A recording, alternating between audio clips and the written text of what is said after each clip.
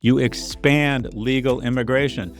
We have a pretty good idea what would be good for the construction, the agriculture, and the home healthcare industries in terms of what we need in terms of qualified immigrants willing to come in and take care of your grandmother for $19 an hour versus $40 if you could even find a domestic worker to do it.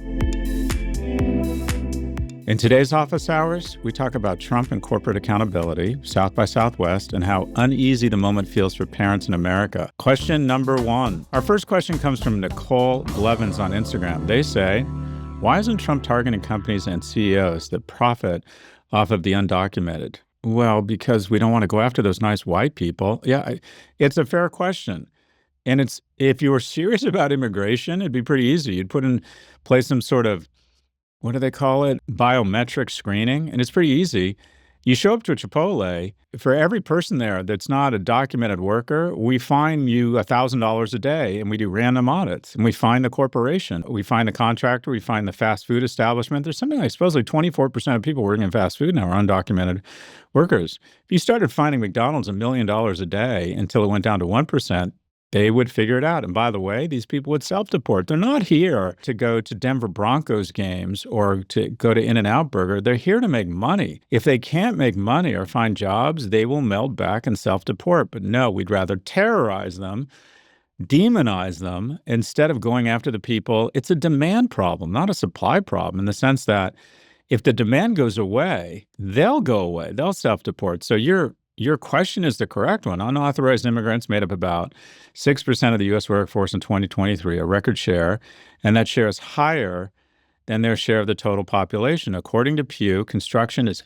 15% of the workforce for unauthorized immigrants. As someone who's constantly renovating houses, I can tell you, no domestically born professional is willing to work outside. Plumbers and electricians are the last place that you find natural-born U.S. citizens. Try and find a natural-born U.S. citizen who for $30 or $40 an hour will get on a roof in the Florida sun and start roofing or do landscaping or, swing a hammer. They just won't do it. So this notion that, we need less competition for our good workers to raise wages. Bullshit. They don't want to do.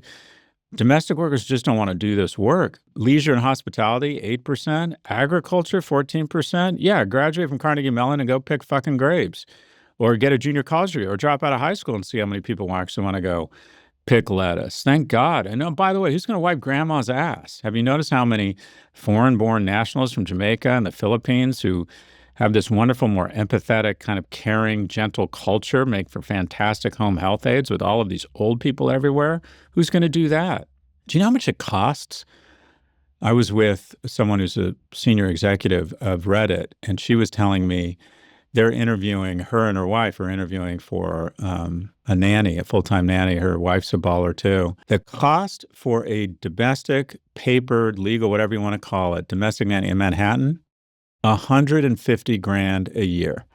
$150,000 a year. A 2018 study by the Migration Policy Institute estimates that 13% of childcare workers are undocumented and almost a third of home healthcare workers are immigrants.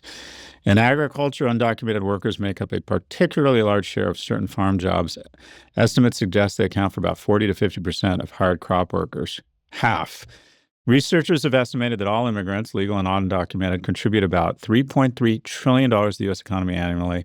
That's as much as 17% of our GDP. Undocumented immigrants pay about $100 billion a year in payroll, property, and sales taxes. They are paying into Social Security, and most of them will never see a dime of it. So let's be clear.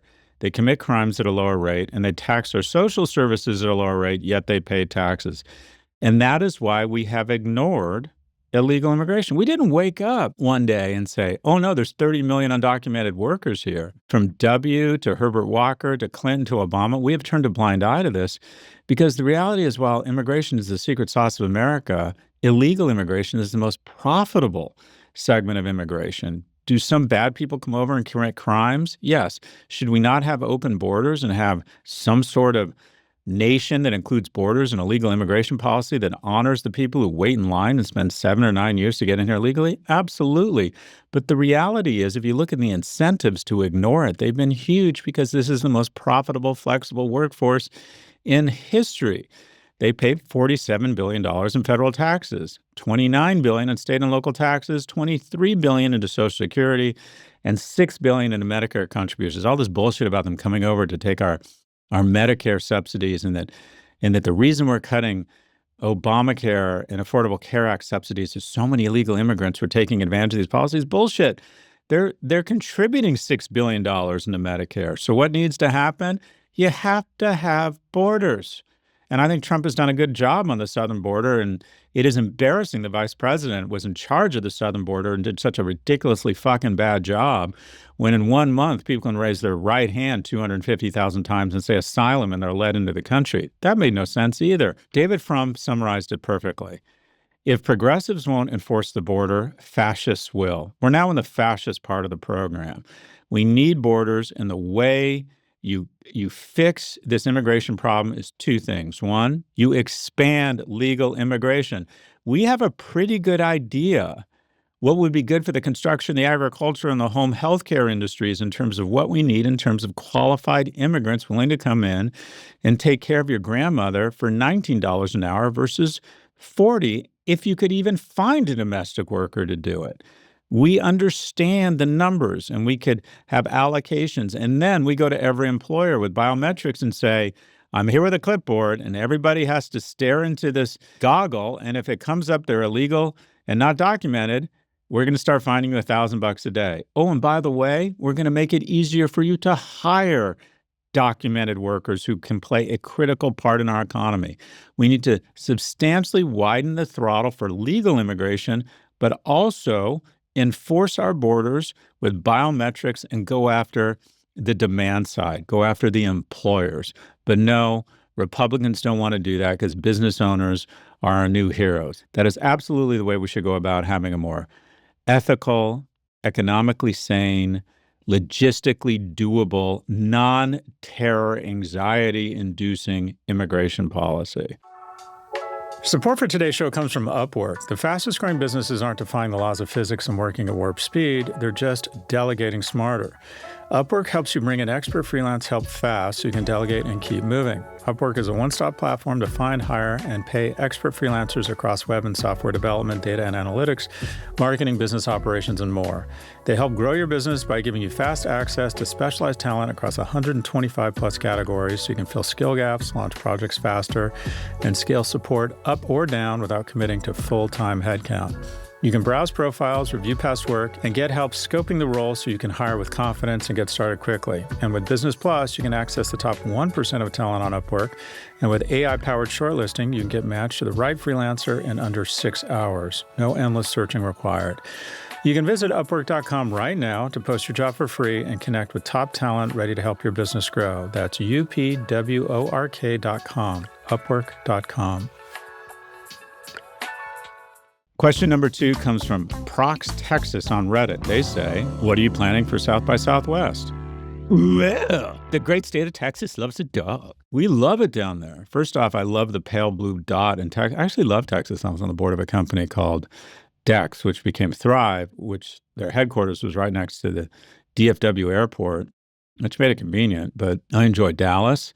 By the way, Dallas has this incredible infrastructure of services for kids with disabilities. How nice is that?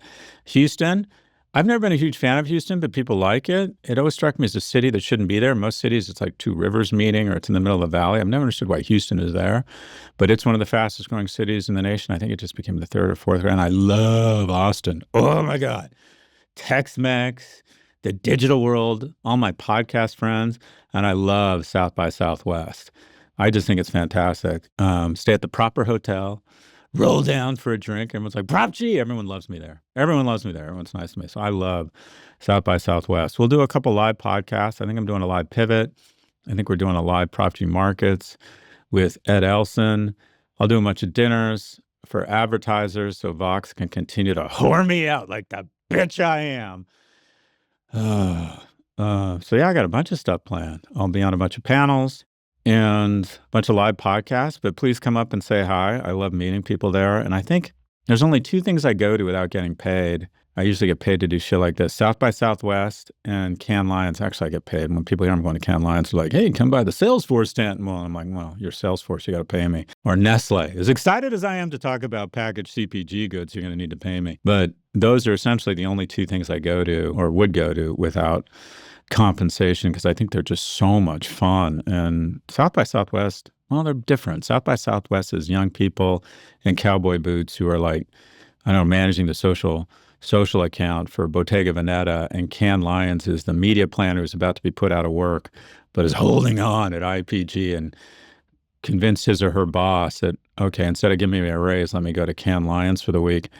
It's a little cynical. Oh, wait, some other things I have planned. I'll be co-hosting a 50-person Section lunch on Sunday with Greg Shove, the CEO of Section AI. And we're bringing our full Prof G media production team of 16. I did not approve that. But anyways, I guess they'll be there. So we're planning team dinners on Saturday and Sunday. I show up for drinks. And then as soon as the young people start to get fucked up, I leave so they can start making out or throwing shit or trashing the place. And no one needs to see the dog trunk. No one needs to see that side of me. They all think I'm so interesting and smart. I'm not. I'm none of those things. Anyways, they don't need to see that. And then we'll be at the Vox party hosted by Jim Bankoff on Sunday. Limited to the pod hosts. You know, I get to go because I'm kind of a big deal and I'm making them a shit ton of money. I'm definitely putting Bankoff's kids through college right now. Anyways, they seem like nice kids though. We'll be right back after a quick break. Support for Prof G comes from AMP. AMP is a sleek, minimalist home fitness device you actually want in your house. That means no cables, no clutter, no nonsense. You just walk up, turn one smart dial, and you're working out in under 15 seconds. And full disclosure, I love this piece of exercise equipment. This thing you just put on your iPhone, I put in my headphones, and it tells me exactly what to do, and it uses AI to figure out what I need to do more of, less of. It even knows when I need to stretch. I love this thing, and for those of you who listen, I very rarely give shout-outs like this. The biggest challenge in fitness is consistency, showing up and making it a part of your routine, and AMP removes that friction.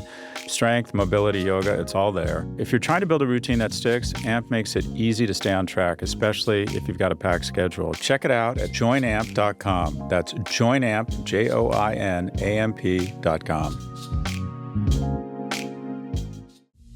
Support for the show comes from Rocket Money. So much discontent and anxiety comes from having financial goals that don't actually align with your current financial picture.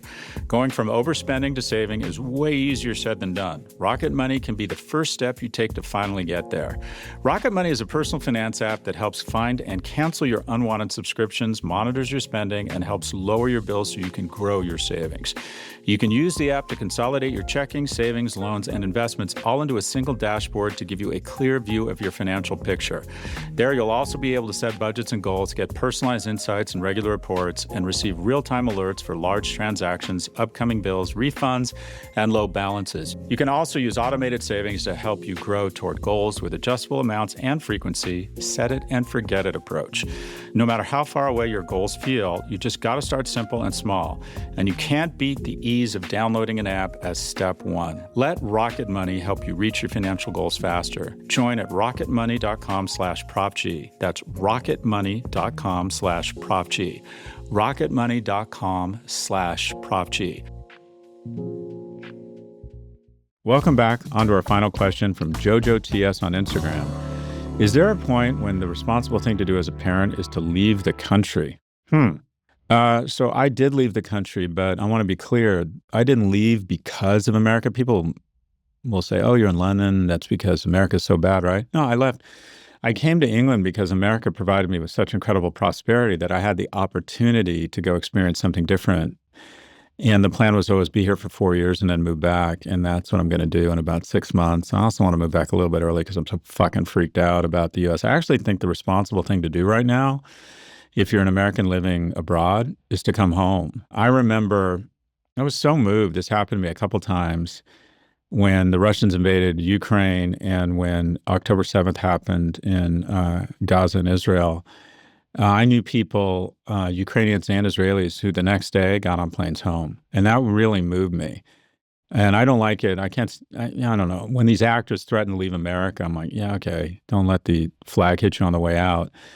I think it's a time to come home. So what was your question? Is it the responsible thing to do as a parent to leave the country? It's so situational. If you have family and a support system and economic opportunity in a great Western country like Germany or Spain or some cool place in Asia or Singapore, yeah, knock yourself out just for the experience.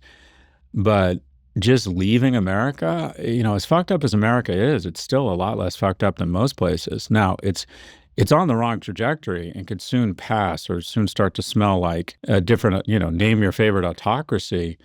But as far as we have fallen, things are still less bad here than most places. So I wouldn't suggest just deciding out of some sort of moral judgment, I need to leave. And no, your kids want you in your life. They want a great school. They want support system. They want routine. I mean, your kids don't really care. Your kids want to be around supportive parents. They want access to good education. They want to have a cool friend group, and they want their video games and their TikTok. That's about it. So the notion that you have some moral obligation to leave America, they don't know what's going on, or most of them don't know what's going on, at least unless their family's being terrorized by ICE. I don't mean to in any way diminish it. It's terror, or it's incredibly stressful if you're part of it. But the reality is the majority of Americans aren't being terrorized by ICE right now. Which again doesn't mean it's not a call to action and we shouldn't push back on it. But no, I don't. This is the kind of question you got to sit down with friends. But this general notion that you need to leave America for your children, no. It's gotten a lot worse here, but it's still less bad than most places. And also, I would say to those of us who are abroad, I do think it's a time to return home. That's all for this episode. If you'd like to submit a question, please email a voice recording to officehours@prof2media.com. Again, that's officehours@prof2media.com. Or if you prefer to ask on Reddit, just post your question on the Scott Galloway subreddit, and we just might feature it in an upcoming episode.